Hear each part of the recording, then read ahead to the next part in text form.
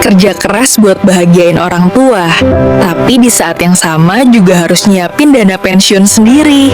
Kita pasti bisa. Semangat!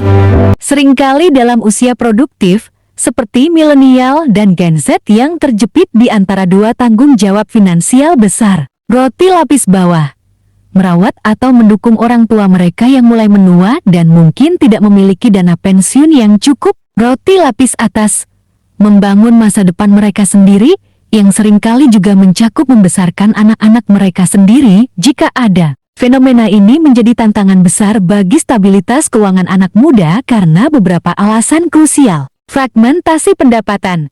Setiap pendapatan yang masuk harus dibagi ke setidaknya 3 pos besar. 1. Biaya hidup diri sendiri. 2. Dukungan untuk orang tua. Dan 3. Investasi atau tabungan untuk masa depan, dana darurat, dana pensiun, DP rumah, dan lain-lain. Ini secara signifikan memperlambat kemampuan mereka untuk membangun kekayaan. Tuntutan budaya vs realitas ekonomi. Di banyak budaya, termasuk Indonesia, berbakti kepada orang tua adalah sebuah kewajiban moral yang kuat. Namun, realitas ekonomi saat ini, biaya hidup tinggi, inflasi, harga properti yang tidak terjangkau membuat kewajiban ini jauh lebih berat secara finansial dibandingkan generasi sebelumnya. Jika mereka gagal menyiapkan dana pensiun mereka sendiri karena sumber daya mereka habis untuk generasi di atas, mereka berisiko tinggi menjadi beban finansial bagi anak-anak mereka di masa depan. Meskipun situasinya sulit, solusinya terletak pada literasi keuangan yang agresif dan perencanaan yang matang.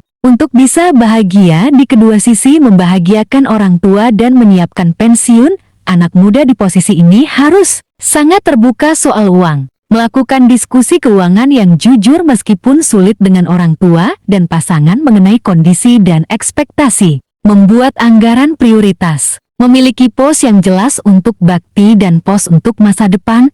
Keduanya harus dianggap wajib, bukan sisa. Memulai pensiun sekarang. Tidak peduli seberapa kecil, investasi untuk dana pensiun misalnya di reksadana, saham, atau DPLK tidak boleh ditunda.